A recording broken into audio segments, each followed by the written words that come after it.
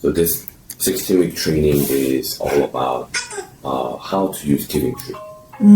So you can find out why we are different and how we can provide different solutions to our agents and homeowners. So by the end of this training, you'll be able to read the objective first, so you can tell others what outcome, what solutions you can provide. And next, you can create action items so that you can create a repeatable to-dos. Okay, so this is the training that you provide for your loan officers in order for them to be successful at Giving Tree. Yes. So today's module, we're going to go over what a residential mortgage is and how lenders make money, and distinguish the broker versus correspondent lender, and the wholesale direct lender. And lastly, the company's bilingual, how it's impactful and create value proposition to target audiences. So mortgage is a secured loan by real property. So we call this fee simple transaction. So when it's not fee simple, then we immediately think about mobile home transactions. So think of this, when there's a wheel, we call it 동의상, mobile. When it's fixated and stationed, then we call it fee simple or real estate. So anything that is fixed and paying property taxes, real property. Anything that doesn't pay property tax and paying the parking fee or reservation fees, then mobile home. Okay. Mobile home also can become a manufactured home by pouring cement over and registering. Right. Okay. So depending on which type of the property it is, then we can assume which type of loan product we can assign. And Giving Tree offers both, by the way, Right. mobile and the real property. So Power pays a principal and interest usually, but we also have an interest-only product for QM and non-QM. And lien holder, the loan applicant borrows the money from the lender, and this is being paid to the servicing company. So with the banks, they borrow the money from the bank and pay back to the bank. Okay. Mortgage lenders like us, they borrow the money from us, and borrower pays payment elsewhere. So let me just kind of go back, and I'm realizing a lot of people don't understand the difference between a mortgage broker, a bank, like lender, and hybrid situation like us. So what is like the easiest way that you can explain this to the average Joe, right? How can we simplify this, or how can we simply explain this to people? Like, why would I come to you instead of going to Bank of America or Chase? There will be three reasons why we are different than banks. Number one is the pricing and the loan product. So usually the bank create a loan product for one specific borrower or category, whether it's QM or non-QM, qualified mortgage or non-qualified mortgage. So they don't have an option to shop the rate. With us, well, let me go back a little bit. Comparing banks to the mortgage broker can shop the rate with one credit profile. So we can make sure, or the mortgage broker can make sure the borrower gets the best rate, term, and fee. However, hybrid model like us allows us to offset some of the fees showing on the loan estimate.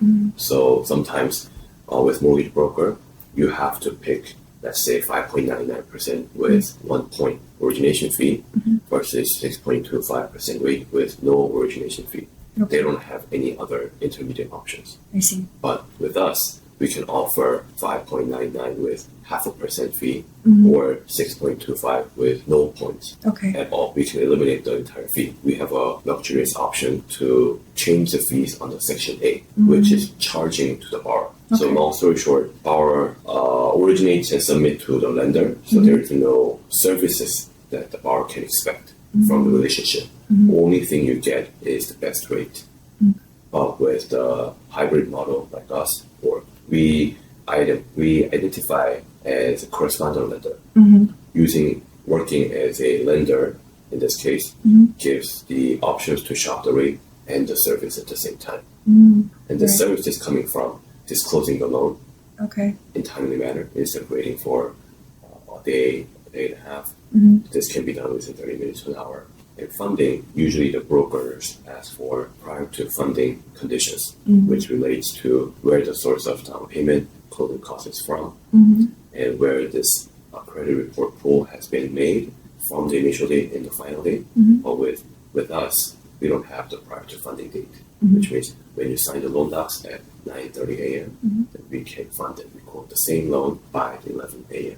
with no other shocks. Okay, so more stability, more quicker. It's easier as a borrower perspective. Okay, as the borrower's perspective, it's easier, could be quicker, or the availability to be quicker. So we have a total of 57 non-delegated Channels. So we can guarantee that we can provide the best rate. Okay. Usually, traditional mortgage broker or hybrid models like us work with 7 to 10. Okay. But I just overwhelmed the number of options so we can make sure we have the best term and the best rate. It does kind of open up more options for different scenarios too, right? Different borrowing profiles and type of properties that we can do. Like you mentioned before, like mobile home and real estate. Yes, there's no other company in Georgia who can do mobile home financing. Okay. Because the traditional ones in New York or California are not licensed in Georgia. I see. Because the market is so small. They have no plan to hire somebody, create a brand, and operate. That's really surprising because there's a lot of mobile home communities here in Georgia. So they usually go to title loans or one of these credit card companies offering the financing options like Mosaic, or I've been hearing like B of A offering a rate for mobile home, but their rates are starting from 11 to 13% depending on the credit profile. What would our average be for that?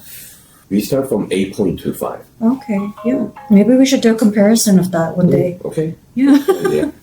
Yeah. You'll be surprised. Yeah. $80,000 mobile home can be compared to an auto loan. Okay. There yes. are a lot of people. Of course. Almost most cars right now are around that price range. So yeah, I definitely agree on that. We can do RV, but we can do mobile home. Is RV is considered just a vehicle, right? It's Yes. a road vehicle.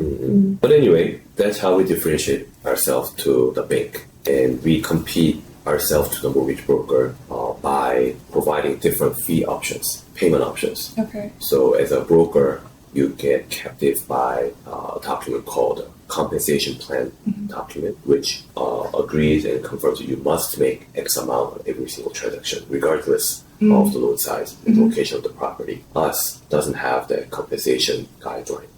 So you can charge $2,000 on borrower A, but charge $200 on borrower B because you want to. But as a mortgage broker, you don't have an option. If you sign a contract saying you're making $2,000 on every single transaction, then you need to make $2,000 on every single situation. So it provides being a little bit more flexibility now on how I can charge. Yes. So sometimes mortgage brokers sell the rate through lender-paid compensation, where the loan estimate section 8 doesn't have any origination or processing fee, but that mortgage broker's fees are baked into the rate. So sometimes you walk in looking at the advertisement with 5.99, 30 years fixed. Right. But you end up walking away with 6.25 or 6.375. Yeah, so if I was a smart loan originator, I would probably make sure that I have better fees and better rates than everybody else. So that's where we can win the most. Right. Because most of the originators here are sponsored and working through mortgage broker channels. And it's not that they don't want to, it's that they can't with the company that they're with. Yes. But we can. Yes. So us compared to the lender, lenders and correspondent lenders like us have a same fee structure and the payment structure.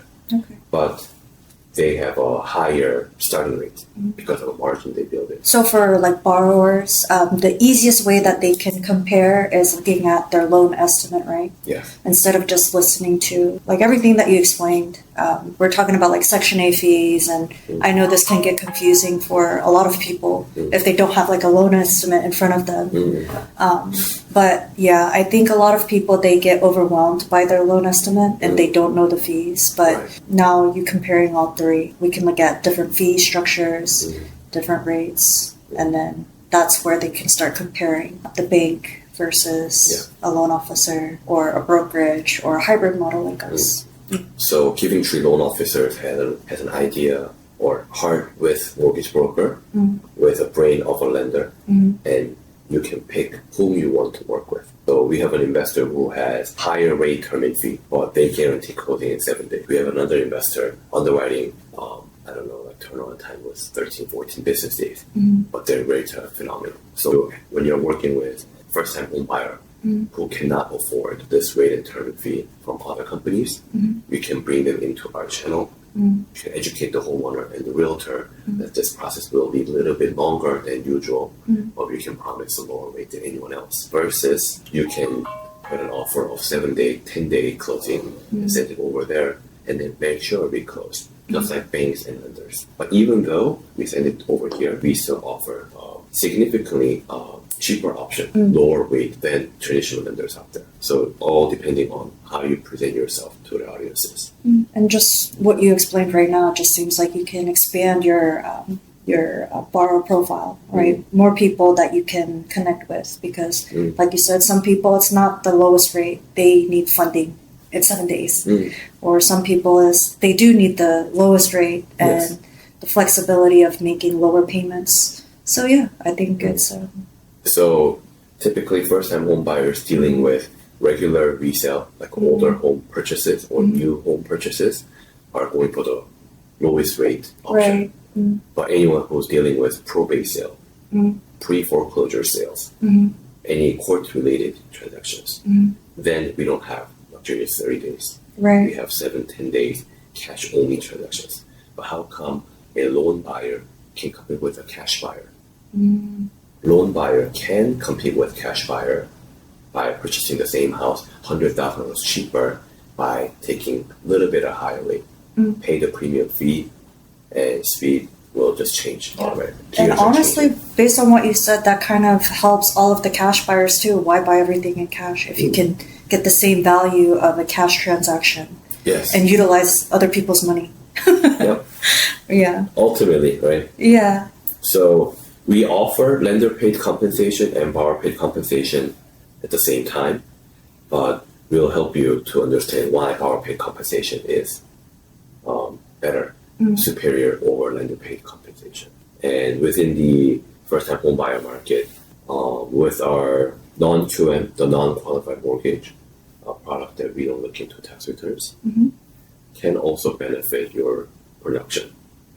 Everybody has Fannie, Freddie, 30-year fixed mortgages. Yes. Right? Those are like the most competitive rates. And sometimes B of A or Chase has a better rate 30-year fixed for the VIP bankers, for VIP applicant who has $1 million or $2 million, checking account, right? Park money into it.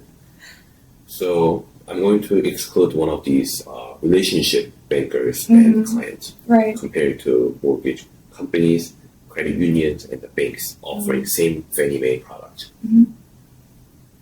We have those products, but we have this alternative document loan product as well, aka non-QM. Yes. So you can offer higher loan amount than one of these products.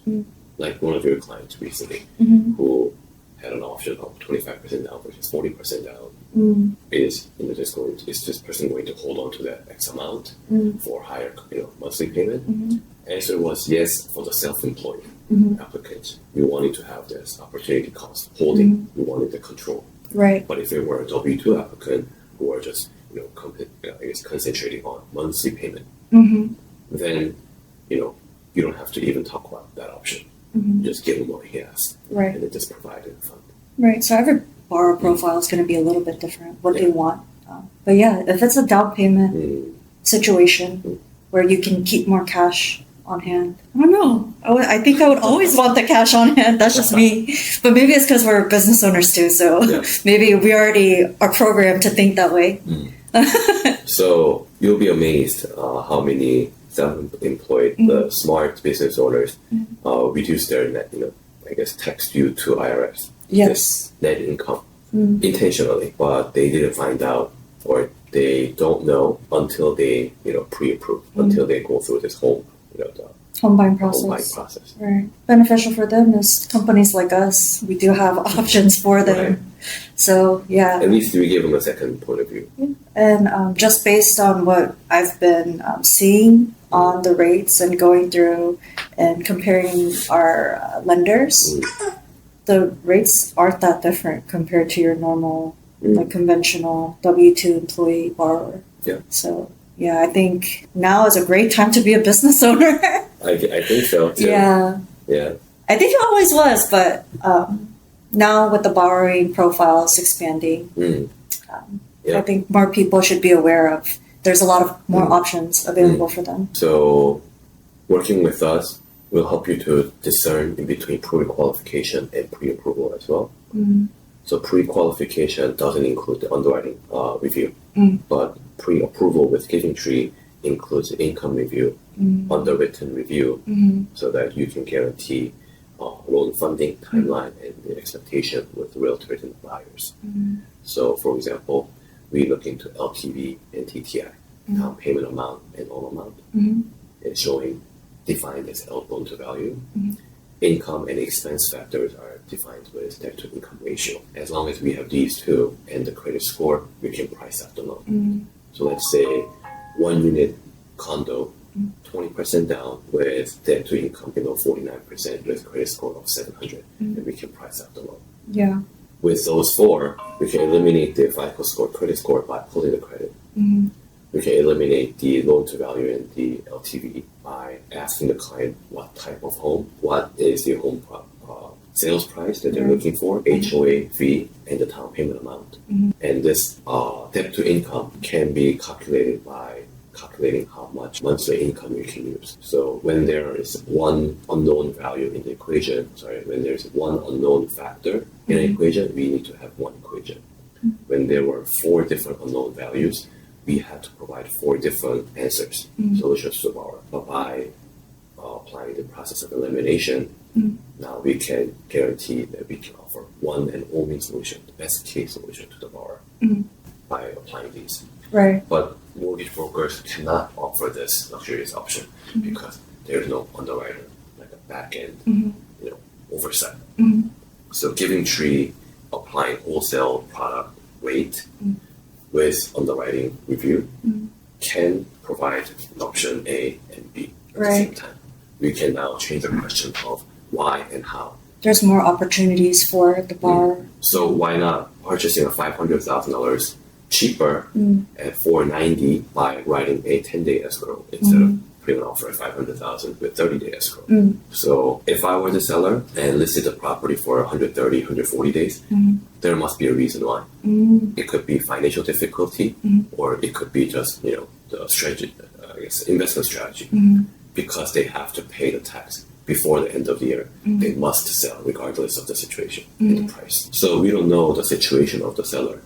So as a buyer, as a buyer representation, you can offer to, hey seller, are you willing to take this $500,000 full value with a longer escrow period so I can find out whether I have a better rate, term, and fee? So instead of writing 30-day escrow, can I write 90-day escrow? Versus, hey seller, can you and will you accept a lowball offer at $490 or $485 if I offer 7-day closing, 10-day closing? So in that case, if that business owner was filing a quarterly tax returns, that person must sell the property by the September. Then she may not have an option to wait until the last minute. So they may have a chance to take that offer. That's what's happening in Georgia market right now. Because resale homes, older homes value are competing with the new home values at around $400,000 range. Would you pick a 30-year-old home at $400,000 versus a newly built home if the square footage, number of bathrooms are exactly the same? The new home. New home, right? But if you were the fix and flip investor, older homes use better wood, better structure, better foundation, maybe better location. Yes, usually these homes have 1-story, maybe 2-story homes, but this new built homes, because of the permits, they are usually 2 to 3 stories. So if you are if you're the homeowner in 40s and 50s, you may want this option. If you are a retired individual, you may want this. But if you are newlyweds, have very young kids, then you may take this option because you don't have, luxurious idea how to repair, how to fix the home. That goes back to the question of who is our borrower, right? Like who needs this home versus this home. And I think a lot of people or a lot of loan officers are like, oh my gosh, because of new home construction. I was like, but there's gonna be people that want the resale homes, clearly, or we would be out of business. So when the number of sales drop because of these competitors, the builders want to sell, but they're not going to rent it out. Existing homeowners want to exit this craziness. They're not going to rent it out. Right. Amount of monthly rent will go up regardless of the situation. And I think home price will go down, right? I think our market is smarter than people think because yes, we're in the adjustment period right now, but this year I think I see it the most where the sellers are becoming more aware of their market. And they're providing a little bit more cushion for the buyers because they're seeing that they're losing their buyers to new home construction. So their willingness has gone up. Yes. Yes, and I see it a lot more this year compared to the previous years. Oh, another thing I wanted to kind of touch on while we're on this topic is because a lot of our borrower profile is like Korean, not all, but the difference between like a pre-qual and a pre-qualification and a pre-approval is the amount of documents that we receive up front. Right? For pre-approval, we need everything because we're going to underwrite upfront and making sure that they have all of the options available at the very beginning.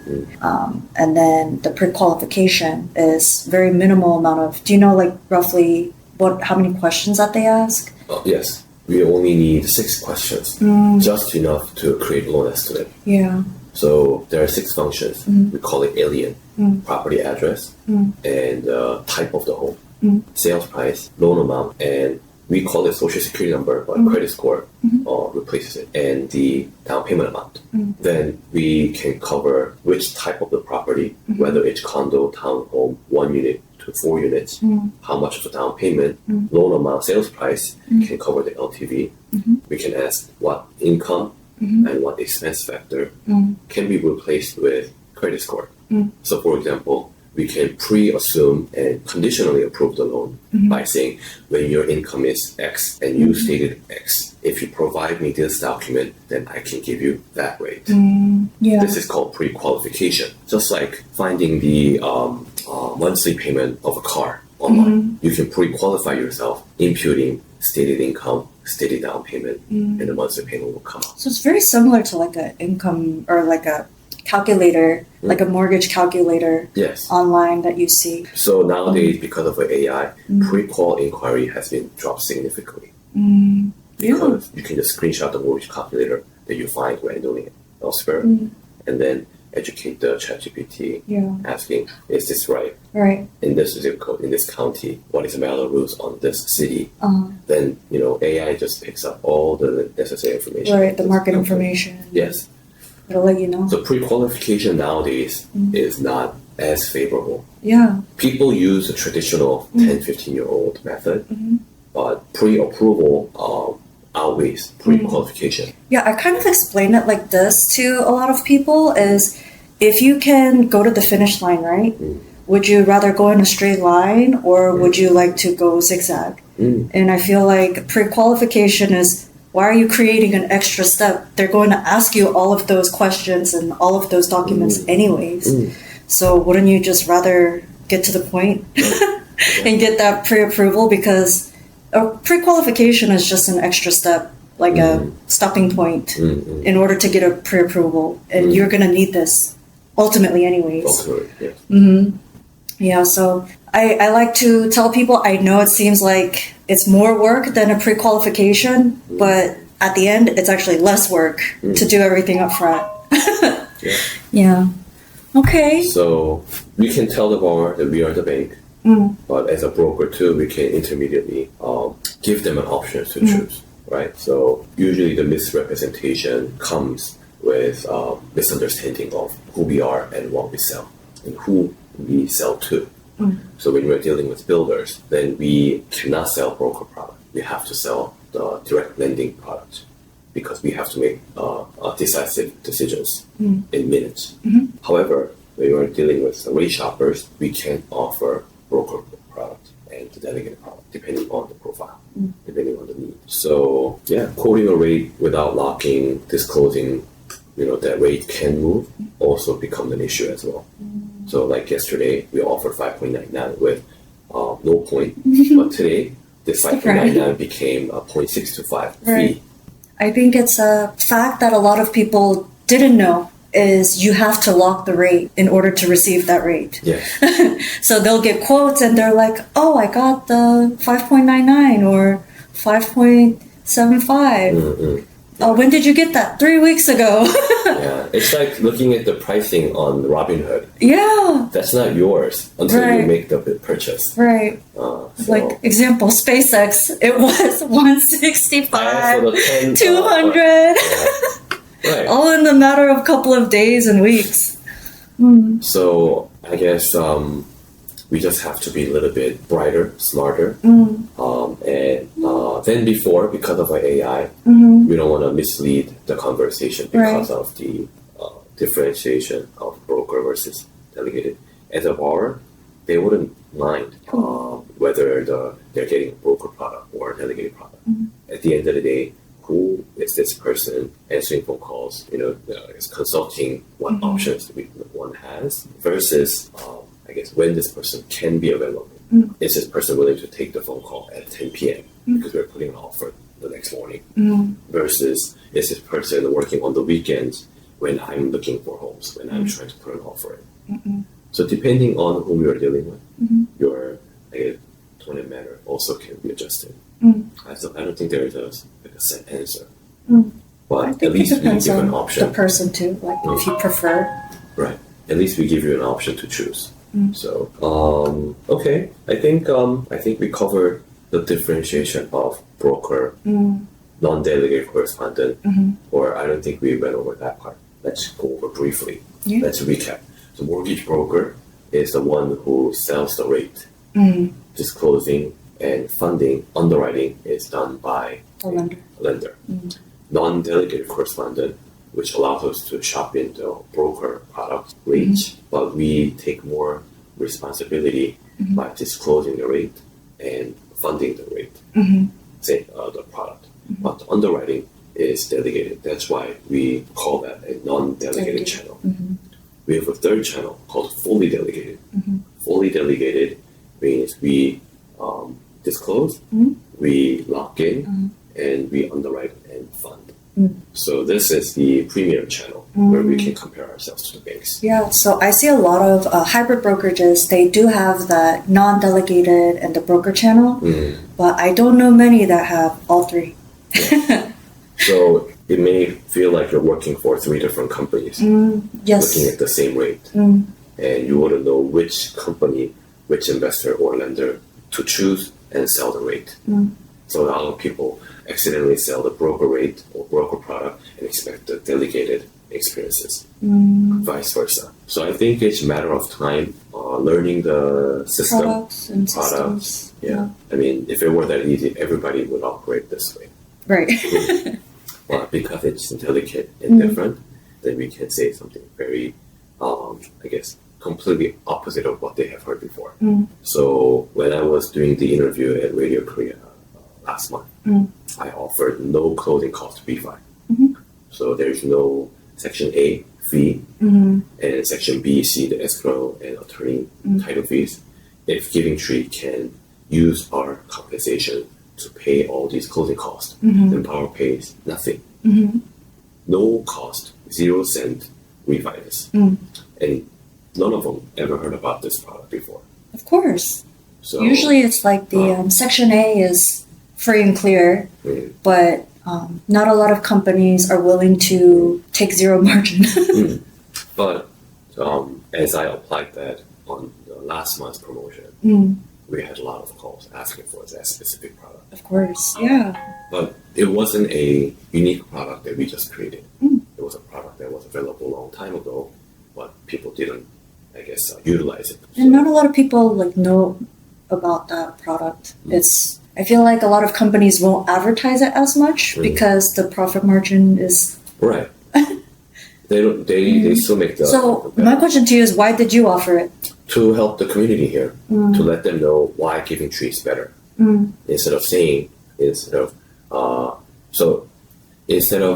telling people proof versus proof.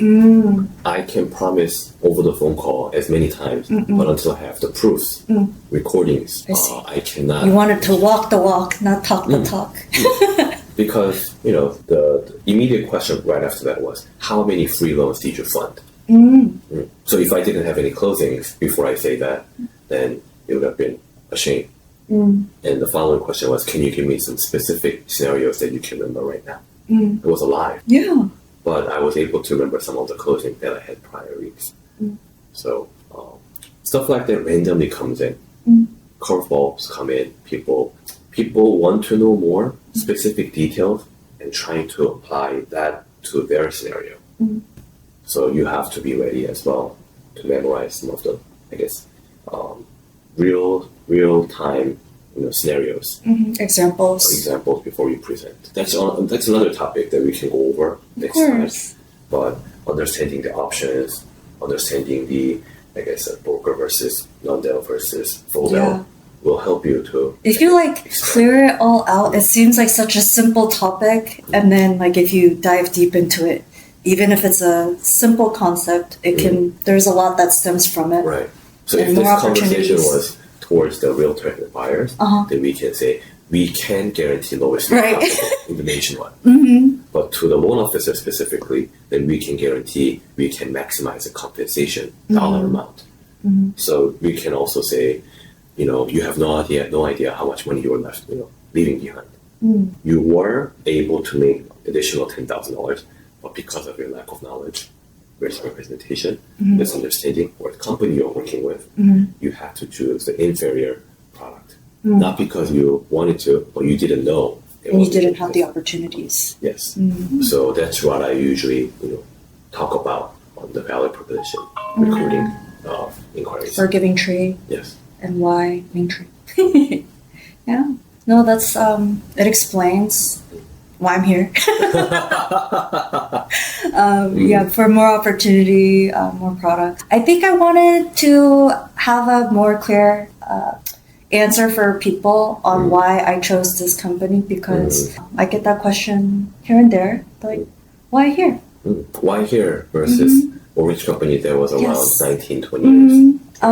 And, for the average person, talking about non-delegated correspondent and all of this is it's too much, right? So I was like, what is a way that I can tell them that this is the best option? I can give them more options, better options with this company. Yeah, there are very few car owners who understand the torque and horsepower. Right. They like the color, look, ride, and if they're satisfied with these three major topics, then they usually make a decision whether to buy or not.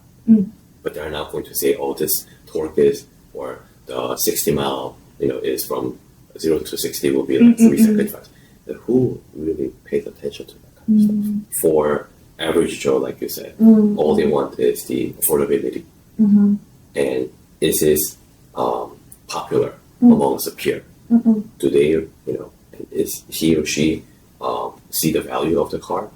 So one of the questions I got from one of the applicants was, he was comparing, after the consultation, he was saying Hyundai Elantra N versus Miata, both $30,000. But which one would you drive? It depends on who you are. Right. But 90% of the time he said, we'll choose, Miata over this because, Hyundai valuation is not as greater than Mazda. Before you even drive, right? Before you look into the details of the car, because it's Elantra, they don't want it. Period, right? And people will say, with that $30,000, you could have bought something else, would be better, different. Right. But if you go into the segment of Elantra N, it is as fast as BMW 3 Series is, or if you go in depth and know mechanical portions of the car, now it has a different value to those people. But those people, size of the average applicants are significantly smaller than the average Joe. Right. So we have to find out why Miata over Hyundai, turning the wheel into Hyundai can be better. but you are working for Hyundai. Hyundai is newer, has too many segments to choose, too many trims to choose, too many options. But why is this better still than Mazda? If you can answer that in 30 seconds, then you'll be able to win businesses because you can read the room before you even initiate. If you go to the auto show, you can compare and they will listen to both options. Right. But if you're talking to your friends, like when you're drinking, you tell these two differences, they're not going to pay attention. It's okay. A lot of my friends won't know what a Miata is. But do you see what I'm Elantra, saying? and they're just like, that's just an Elantra, but not the N, like. So, like, the Giving Tree style is going in depth, line by line. We compare options and we make sure there's a financial benefit over other company. We are better, period. Because we can give you so many different options in writing. So maybe a car is not a very good comparison. People look at cars like the physical aspect of the car is very important to the mass. As for financing, it's that physicality is more the numbers, right? Making the numbers make sense. And I think that's what Giving Tree does pretty well, is breaking it down, making it look appealing, and helping people understand their options. Okay. I mean, the conclusion was completely opposite of what I wanted to close with. But oh, really? do you have any questions? Me? I think for today you've answered all of my questions. It's like I said, I came in here, I wanted an easier way to tell the mass, the average Joe, why I chose this company and the benefits of utilizing these company products. And I think we've gotten to that conclusion. Good. So let's win. Yes. See you next week.